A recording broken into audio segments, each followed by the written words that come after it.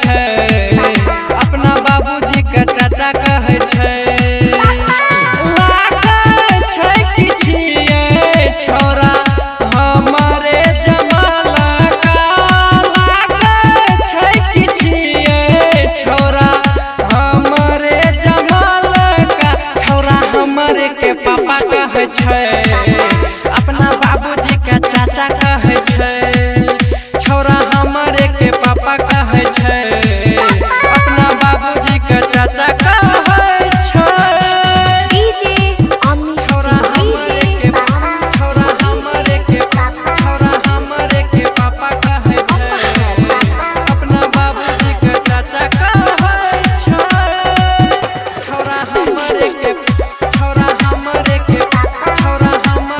पापा कहै छै। केना के कहियो रे, केना बतैयो रे दिलवा के हाल के। लागे छै पोल खोली देते हमरो बेटा हमरे माल के। केना के कहियो रे, केना बतैयो रे दिलवा के हाल के। लागे छै पोल खोली देते हमरो बेटा हमरे माल के। जाही आसमाल हमर आइले छनहीरा, जाही आसमाल हमर आइले छनहीरा। छौरा तहिए से पापा कहै छै, अपना बाबूजी के चाचा कहै छै। छौरा तहिए से पापा कहै छै, अपना बाबूजी के चाचा कहै छै। छौरा हमारे के पापा कहै छै, अपना बाबूजी के चाचा कहै छै। छौरा हमारे के पापा कहै छै। जखनी जाइ छियै ओने देखी के छौरा कानै छै।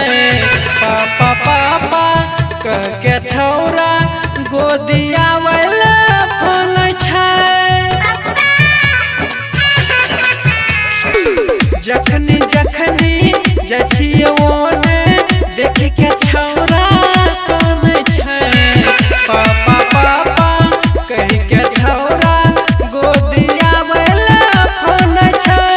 सुजीत सनम मुनमुन कहो अपन हाल रे, सुजीत सनम मुनमुन कहो अपन हाल रे। छौरा तहिए से पापा कहै छै, अपना बाबूजी के चाचा कहै छै।